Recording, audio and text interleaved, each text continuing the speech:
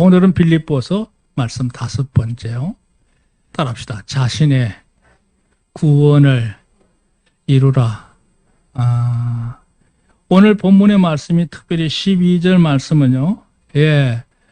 우리가 신앙생활하면서 자주 듣던 말씀 중에 하나예요. 그러므로 나의 사랑하는 자들아 너희가 나 있을 때뿐 아니라 더욱 지금 나 없을 때에도 항상 복종하여 그 다음 말씀 두렵고 떨림으로 너희 구원을 이루라 그랬어요. 아주 중요한 구절입니다. 자, 여기 주보의 서론에 보시면 이렇게 시작했어요. 사도 바울은 이전 단락들을 통하여 자신이 로마의 매임, 연금생활 당하고 있죠. 그렇게 하고 있었을 때에 자신이 그곳에 그런 처지에 있는 상황을 놓고 빌립보 교우들의 마음에 근심이 많은 걸 알았습니다. 왜냐하면 사도 바울을 너무나 기히 여기고 최선을 다해서 후원을 하기 위했었던 빌립보 교회가 사도 바울이 로마에서 그렇게 가택에 딱 연금이 된 채로 가두어져 있으니 걱정이 될 수밖에 없죠. 그래서 심지어 자신의 교회에서 교인 가운데 대표자 한 사람을 보내죠. 그게 다음 주에 나오는 인물인데 소개해드리겠습니다. 그를 보내서 이제 사도 바울의 옥바라지를 합니다. 그렇게 된 처지를 놓고 빌립보 교우들이 이런저런 일로 걱정하고 있었을 때에 특히 이제 자기를 옥바라지했던 그 사람과 또 자신의 아주 중요한 수제자라고 할 수 있는 디모데를 이제 보내면서 그 인편에 이 빌립보서를 쓴 거거든요. 그런데 이 빌립보서 내용을 보면 1장 12절부터 시작해서 이제 본론을 얘기하는 거예요. 근데 그 본론 가운데 오늘 얘기가 네 번째란 얘기죠. 네 번째. 그 첫 번째 권면이 뭐냐 하면 그 감옥에 있는 자신을 놓고 염려하는 걸 보고 걱정하지 마라. 하나님께서 나를 이곳에 보내실 때는 다 뜻이 계셨던 것 같다. 왜냐하면 나를 이곳에 이렇게 가두어 놓고 지키는 저 황제의 시위대들을 늘 대하다 보니까 그들에게 복음을 전할 수 있는 기회가 왔다. 밖에서는 그들을 상대할 수 있는 틈이 없죠. 이거 고관 대작들 밖에서는 절대로 상종할 수 없는 그들을 늘 수시로 마주하면서 복음을 전하게 되니까요. 더군다나 사도 바울의 신분이 로마의 시민권을 가지고 있다 보니까 그렇게 사람들과 임의로 교제하기에 막힘이 없어요. 이것이 이제 중요한 계기가 됩니다. 초대교회 역사에 있어서 당시 로마 제국의 가장 중요한 중심부 황제의 인척을 비롯해서 모든 고관 대작들이 예수님을 영접할 수 있는 계기가 되는 거예요. 사도 바울이 그걸 알 거예요. 하나님께서 나를 이렇게 감옥에다 가둬두신 것은 저들에게 한정적인 기간 동안에 복음을 전할 수 있는 기회로 삼게 쓰신 줄로 안다.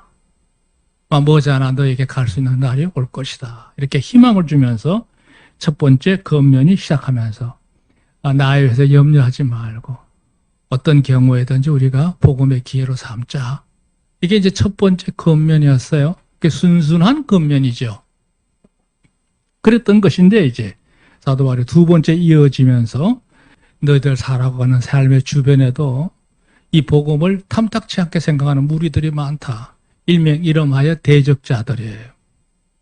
그들로 인해서 여러 가지 고난을 직면하셨을지라도 절대 그것 때문에 믿음이 흔들리지 말고 예수님을 구주로 영접하면 구원을 받는다고 하는 이 복음의 신앙을 굳건하게 지켜야 된다.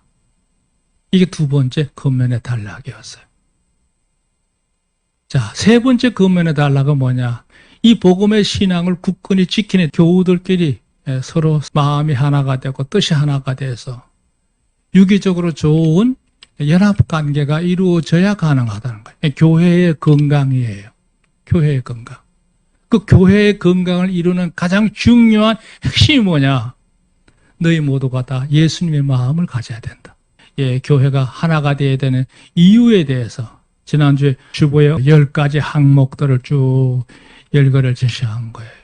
그래도 그렇게 살아야 되는 이유는 바로 예수님이 우리의 구주가 되시기 위해서 그분이 몸소 감당하셔야 했던 그 모든 가정에 대해서 그것도 10가지 항목으로 나눠놨죠. 자, 문제는 오늘 본문이에요. 지난번에 2장 1절에서도 그러므로 이렇게 시작했는데요. 오늘 본문에서도 역시 또 그러므로예요. 그러니까 그러므로 이렇게 반복이 되죠. 이거 무슨 얘기냐면 내용의 의미가 더 깊어진다는 걸 의미해요. 그러니까 오늘 이 네 번째 항목은 뭐냐? 우리가 예수의 마음을 온전히 갖는다는 의미를 한층 더 깊게 설명하기 위해서 이 본문의 내용이 있는 거예요. 우리가 단순히 그냥 예수님의 그 마음을 카피하듯이 말이죠. 그냥 적당히 닮으면 되느냐? 그게 아니라는 거죠. 그건 뭐냐? 너희가 항상 복종해서 두렵고 떨림으로 너희 구원을 이루어야 한다. 그럼 오늘 이렇게 두 번째 문단이 이렇게 얘기했어요. 이제 본문은 네 번째 권면으로서 그리스도의 대속함을 덧입은 성도들은 이거에 자신의 구원을 이루라 한다. 이루라. 이거 다시금 오늘 나중에 설명할게요. 그러니까 영적으로 성숙해야 된다고 하는 그 면을 다루고 있어요. 그러니까 이걸 어떻게 설명하느냐에 따라서 이해해야 되는 난이도가요, 깊이가 굉장히 넓고 깊고 오묘합니다. 그러니까 오늘 이 시간은 좀 어렵고 좀 딱딱할 수 있을지 몰라도 여러분 이렇게 정신을 차리고 냉정하게 잘 들으시면 좋겠어요. 옆에 우리 간주에도 설명해 놨죠. 구원은 세 종류가 있는데요. 그 세 종류에 대해서 오늘 저녁에 심화 설교로 나눌 겁니다. 첫 번째 중생 구원이죠. 예수님을 구주로 영접했더니 모든 죄의 저주로부터 우리를 온전히 해방시켜서 하나님의 자녀가 되게 하는 구원. 흔히 말하면 거듭남의 구원, 새 생명의 구원이라고 할 수 있는 거예요. 이걸 흔히 말할 때 다른 말로 기본 구원이라고도 해요. 기본 구원. 가장 기초적으로 갖춰야 될 구원이라는 뜻이죠. 근데 이걸 다시 개념적으로 설명하면 우리의 신분이 변화된 거고 소속이 변화된 거예요. 이제는 우리는 하늘나라에 속한 백성이요. 우리의 또 한 신분은 하나님의 자녀인 줄로 믿습니다. 그러니까 여러분은 지금 대한민국 여권도 가질 수 있지만 이미 여러분은 천국 여권을 가지고 계신 하늘나라 백성임을 믿으시기 바랍니다. 이게 중생구원이에요. 중생구원. 그럼 신분만 바뀌고 소속만 바뀌었다고 전부가 됐느냐? 그렇지 않습니다. 이제는 그 신분에 맞게, 그 소속에 맞게 우리의 모든 의식이 변화돼야 되고, 다시 말해 가치관이 바뀌어야 되는 거고, 그 마음에 살고자 하는 의의가 바뀌어야 되고, 소원이 바뀌어야 되는 거고, 모든 생활의 기준점이 달라져야 되는 거고, 또 그렇게 살고자 하는 삶의 태도가 바뀌어져야 되는 거죠. 그럼 이름하여 뭐라고 하느냐? 성화구원이라고 해요. 성화구원. 신의 성품의 모습으로 내 삶이 변화되고 성장하고 성숙해서 하나님의 역사가 더불어 일어나는 생애를 산다는 뜻이에요. 그러니까 아까 말했던 중생구원은 이미 한 번으로 끝난 거예요. 그건 과거형이에요. 이 성화구원은 뭐냐? 오늘 내가 해야 될 일이에요. 그건 좀 이따 다시 언급할게요. 그 다음에 이제 우리가 이 세상 삶을 다 끝나고 나면 하나님 앞에 서게 돼서 최종적으로 대심판이 벌어지지요. 그럴 때 우리의 몸이 신령한 몸으로 변화가 돼요. 그걸 영화라고 그래요. 영화 구원이 있어요. 자, 이런 가정이 있는데요. 자, 오늘 본문의 말씀으로 돌아와서 이 본문의 말씀을 여러분 잘 오늘 귀담아 들으시고 유념하셨으면 좋겠어요. 자, 1대지 두렵고 떨림으로 구원을 이루라 그랬어요. 자, 12절 이렇게 보세요. 그러므로 나의 사랑하는 자들아. 시작이죠. 여기서 나의 사랑하는 자들아 그랬을 때는 늘 의뢰하는 말 같지만 이 표현 속에는 사도 바울이 진정으로 빌립보 교회를 생각하는 뜨거운 마음이 있을 것이라고 믿습니다. 아멘. 제가 왜 이런 얘기를 하느냐, 우리 교우들이 서로 교회 와서 서로 대할 때 따뜻하게 대하는 마음을 가지고 있는데요. 그냥 건성으로 그렇게 하는 거하고 정말 진정으로 사랑해서 따뜻하게 대하는 거하고는 의미가 다르죠. 달라요. 저는 이 본문의 말씀을 보면서 사도 바울이 어레이 수신자에게 보내는 말 중에 사랑하는 자들아 그렇게 표현하겠을까? 아니라고 생각해요. 나의 사랑하는 자들아 깊이 좋아한다는 뜻이에요. 너희가 나 있을 때뿐 아니라 그랬었거든요. 이 말이 뭐냐? 사랑하는 자들아 너희는 나와 함께 있을 때에 항상 하나님의 뜻에 제대로 살려고 내가 어떤 강론을 하든지 간에 그걸 달게 받아들였다. 늘 복종하고 그렇게 살려고 노력했던 걸 내가 안다. 그러면서 이렇게 말합니다. 더욱 지금 나 없을 때에도 항상 복종하여 그랬어요. 지금은 사도 바울이 로마에 감금돼 있다 보니까 그들과 함께 할 수 있는 시간이 없잖아요. 지금도 비록 떨어져 있지만 그런 마음가짐으로 내가 올전한 이 말을 잘 청종해야 된다. 여기 복종하라는 말은요. 그대로 받아들이라는 얘기죠. 그리고 하는 말이 두렵고 떨림으로 그랬어요. 여기 이제 중요한 말인데요. 이 두렵고 떨림이라는 말은요. 신발로 말하면 한 짝입니다. 예, 신발은 두세 개를 신어야 한 짝이 되죠. 그것처럼 복종하는 마음 속에 있어야 될 두려운 마음과 떨림이란 얘기. 의미적으로 보면 비슷해요. 두렵다는 말은 포부. 이 포부란 말의 원형이 포믹스인데 이 말이 뭐냐면 이런 의미예요. 사람이 어떤 순간적으로 어떤 위험에 직면하게 될 때가 있잖아요. 어떤 일이 확 닥치게 되면 깜짝 놀라잖아요. 그 놀랄 때 느끼는 그 마음정, 감정, 몸도 막 부르륵 떨리고 말이죠. 이런 것처럼 여기서 말해 두렵고 떨림이라는 말은 뭐냐 하면 하나님을 섬기는 백성들이 하나님에 대해서 생각할 때에 순간적으로 제정신이 반짝 드는 거죠. 조심하는 거예요. 귀담아 듣는 거예요. 긴장한다는 뜻이에요. 그리고 여기 떨린다는 말은 트로모라는 단어인데 이 말은 뭐냐면 역시 몸에서 전율을 느끼는 그런 걸 말하는데요. 우리가 하나님의 말씀을 대할 때 느슨한 마음이 아니고 마음에서 긴장해서 그것이 나에게 무엇을 적용할 것인가에 대해서 정말 예민하게 받아들이는 태도를 말할 때 두렵고 떨림이라고 말할 수 있어요. 여기 설명했죠. 하나님을 온전히 경외하는 태도는 하나님을 두려워하는 마음이 있어야 돼. 현대인들 보면요. 일반인들 말고 그리스도인들이 하나님이 안 계신 것처럼 사는 사람들이 많아요.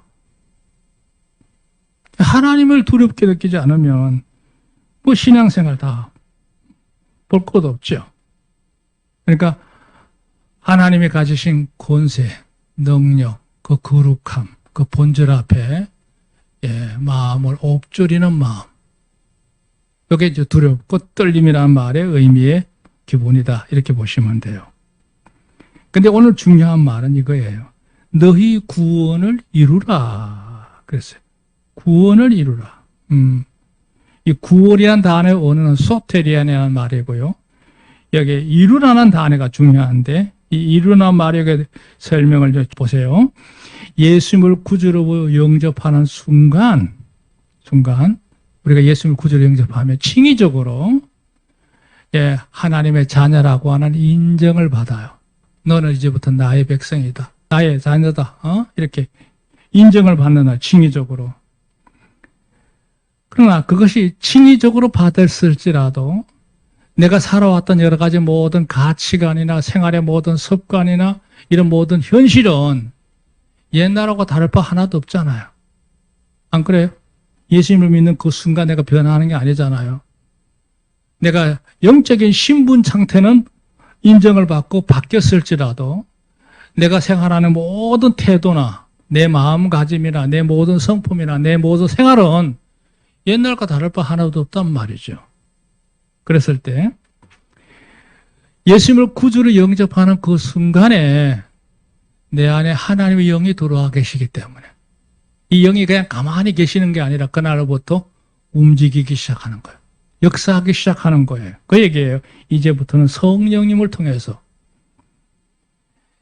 이제까지 육신적으로나 현실적으로나 악령의 지배를 받던 모든 것들, 그런 성품, 그런 소원, 그런 여러 가지 습관들, 그것에서 이제는 벗어나려고 하는 변화의 바람이 일어나기 시작합니다. 예, 이제부터는 성령님으로 말미암아 이제까지 육신으로 현실의 악령의 지배를 받고 있던 내 마음의 성품, 가치관, 뭐 의식, 태도, 뭐 이런 거 다 포함하는 거예요. 소원, 내가 이루고자 하는 여러 가지 각가지 목표가 있을 거 아니에요.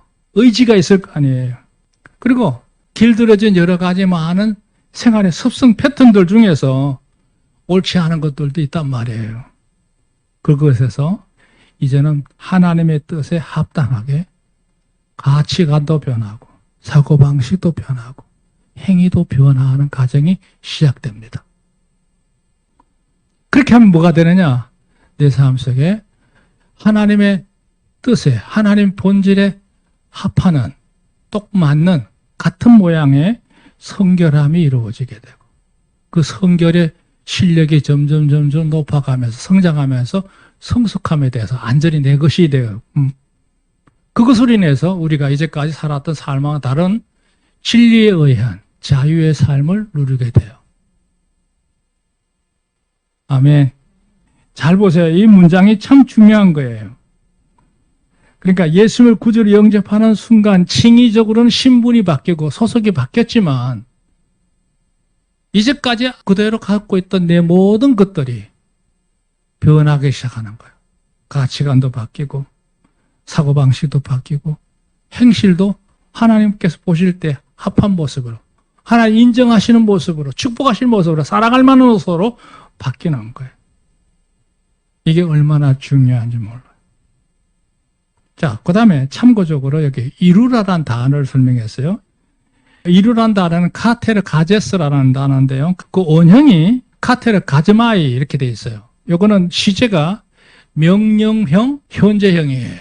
장차 하는 게 아니고 오늘 해야 되는 일이에요. 그 뜻이 여기 설명 옆에 해놨어요. 성취하라, 실행하라, 애써서 만들어서 완성해야 된다. 이런 의미가 이 이루란 단어 속에 있는 거예요.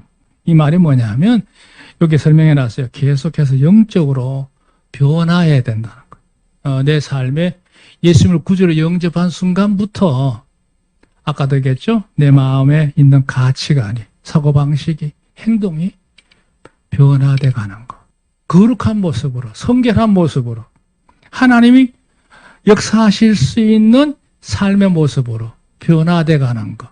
이걸 이름하여 성화라고 합니다. 13절 너희 안에서 행하시는 이는 하나님이시니 이것도 중요한 말인데요. 설명했어요.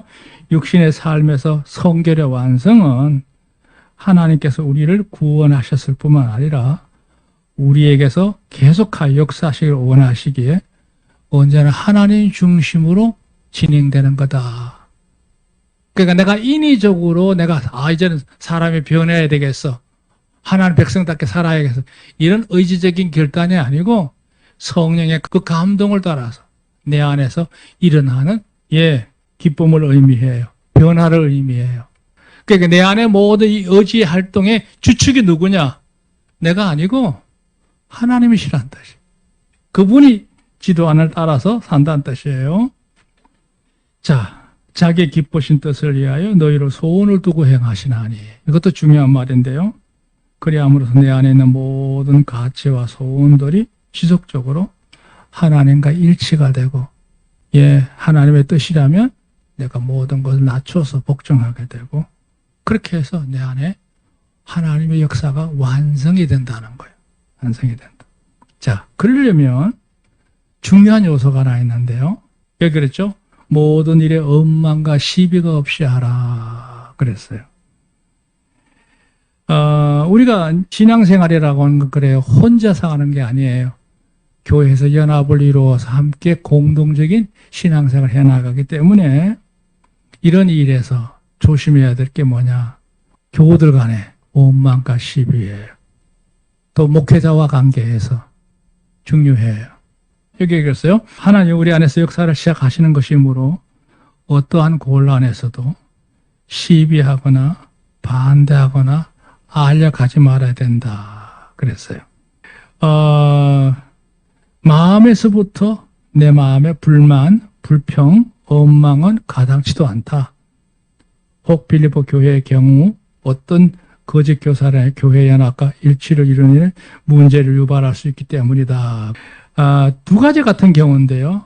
보통 이런 이제 원망과 시비라고 하는 사실이 첫째 하나 뭐냐, 악한 영의 역사에 의해서 내 마음에 어느 날 문득 의심이 생기게 되고 믿음이 나약해지는 흔들림이 있게 되고 영적인 침체가 오게 되는 경우가 있거든요. 그러면 내 안에서 나도 모르게 하나님에서 은근히 불만이 생기게 되고 하나님을 향하여 대항하는 원망을 하게 돼요. 이런 경우가 있어요. 두 번째 유형은 뭐냐? 교회 생활할 때 내 주변에 이 거짓된 교사들이 활동하거나 그랬을 경우에 잘못된 지식이 내 안에 유입이 됨으로 인해서 신앙생활에 균열이 생길 수가 있어요. 그럴 때도 정상적으로 살아가는 사람들과 관계가 원만하지를 못합니다. 아까 말한 대로 원망과 시비가 붙게 돼요.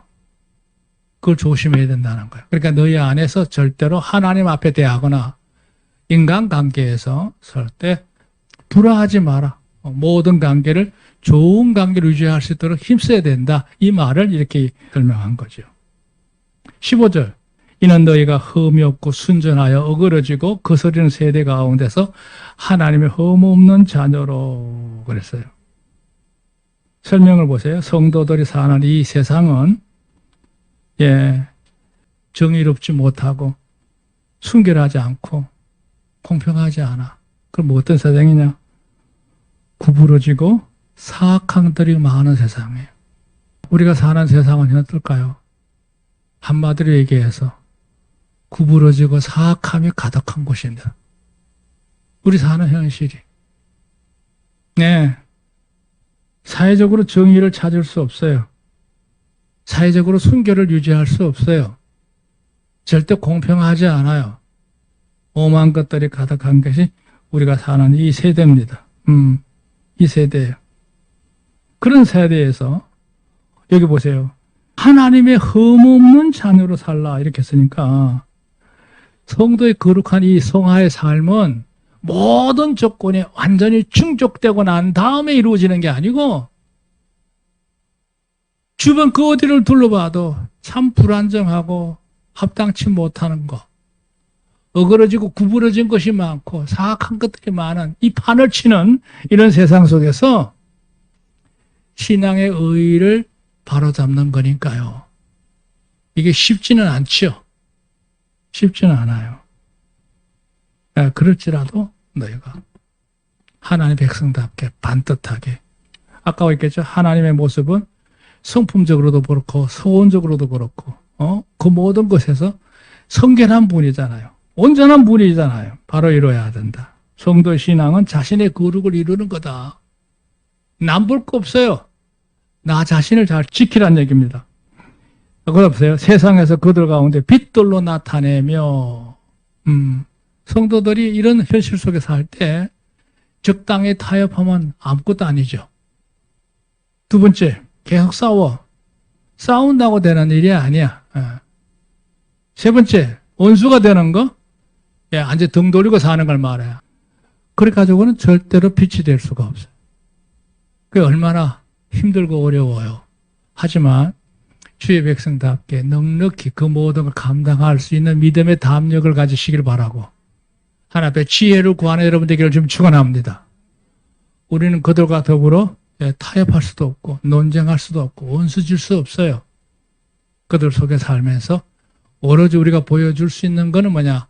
진리로 인한 거룩한 빛을 보여주는 수밖에 없어요. 생명의 말씀을 밝혀 그랬어요. 내 당당한 의일뿐만 아니라 내 삶을 통해서 진리와 복음을 높이 든다, 보여준다 이런 의미죠. 자, 문제는 결론적인 부분인데요. 세 번째 단락입니다. 훗날에도 기뻐하게 되리라.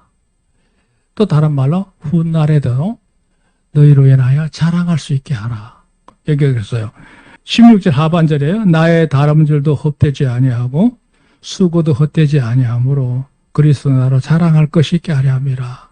너희가 이렇게 살기만 한다면 이제까지 너희를 위해서 애썼던 그 내 모든 수고, 그 모든 것, 그리스도의 날이 오면, 그 대심판의 날이 오면 내가 너희로 인하여 자랑할 수 있게 되리라.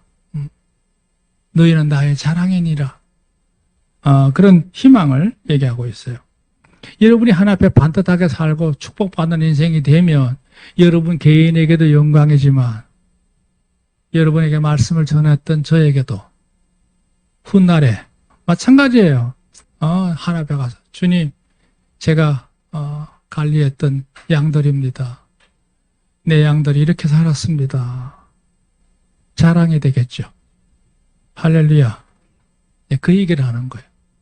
빌보 교인들아, 내가 말씀을 제대로 살고 하나님 앞에 의롭고 귀한 모습으로 주님을 닮은 자의 모습으로 사람들 속에 빛들로 나타나고 복음을 전가하는 자로 살다가 이 세상을 떠나가면 주 앞에 그 마지막 날에 다 이제 심판을 받을 텐데 그날에 너희로 인하여 내가 큰 자랑거리가 말이죠.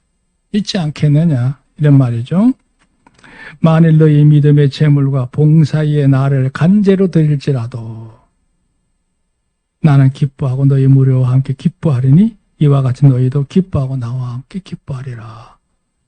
여기 중요한 관점은 간제란 뜻이에요. 간제. 내가 너희를 위해서 나를 간제를 드릴지라도 나는 기뻐하겠다. 이런 얘기를 했어요. 여기 간제가 뭐냐면요. 보통 이제 우리는 뭐 제사를 안 드리니까 제사의 방식을 잘 모르긴 합니다만, 제사를 드릴 때 가장 중요한 핵심은 두 가지지요. 물론 여러 가지 음식을 차려놓고 하는 겁니다만, 그건 하나의 준비 과정이고, 진짜 제사의 중요한 거는 두 가지가 있다고 해요. 하나는 절하는 거. 조상의 넋을 생각하면서. 절하는 거예요. 경외한다, 좋아한다, 뭐 이런 의미 다 있어요. 그 다음에 이제 그걸 마무리 짓는 또 하나의 의식이 하나 있습니다. 그게 뭔지 아십니까? 술을 올리는 거예요. 술을, 이렇게. 그게 이제 제사의 마무리예요. 근데 이게요, 구약시대에 제사를 드릴 때, 이제 양을 잡고 소를 잡아서 각을 떠서 이렇게 재물을 쌓아가지고 불을 태워서 이렇게, 의식을 진행하면서 행하는 가운데 마지막 마무리는 뭐냐? 그 모든 재물에다가 포도주를 이렇게 부어요. 그게 제사가 이제 끝났다는 의미예요. 그게 간제예요. 사도 바울이 말하기 뭐냐면 내가 나가서 너희와 만나서 믿음의 교제를 하는 걸 좋다마는 내가 이대로 있다가 불시에 죽음을 당해서 세상을 마친다 할지라도 너희가 주 안에서 믿음으로 제대로 살고 그리스도 안에 변화된 모습으로 주 앞에 선다면 내 이 순교의 피가 마치 제사에 써지는 마지막 마무리처럼 그렇게 간제로 쓰일지라도 나는 내 마음에 너희로 인하여 기쁨을 갖겠다. 아멘. 그러니까 너희가 주 안에서 제대로 살아간다면 내가 비록 너희를 만나지 못하고 억울한 죽음으로 생애를 마감할지라도 나는 기쁜 마음으로 이 세상을 떠날 수 있다. 뭐 이런 의미겠죠. 그게 뭐예요? 두렵고 떨림으로 예수의 복음으로 구원받은 하나님의 자녀답게 너의 삶이 변화해야 된다. 성장해야 된다. 성숙해야 된다. 온전한 하나님의 역사가 일어날 수 있는 인생으로 변화하라는 거예요. 사랑하는 여러분, 우리가 예수를 믿는 가장 중요한 목적은 뭐냐? 하나님 백성답게 변화하는 거예요. 신앙은 요식행위가 아닙니다. 진정으로 변화하는 성숙이에요. 주 안에서 하나님의 축복이 함께 하시기를 바랍니다.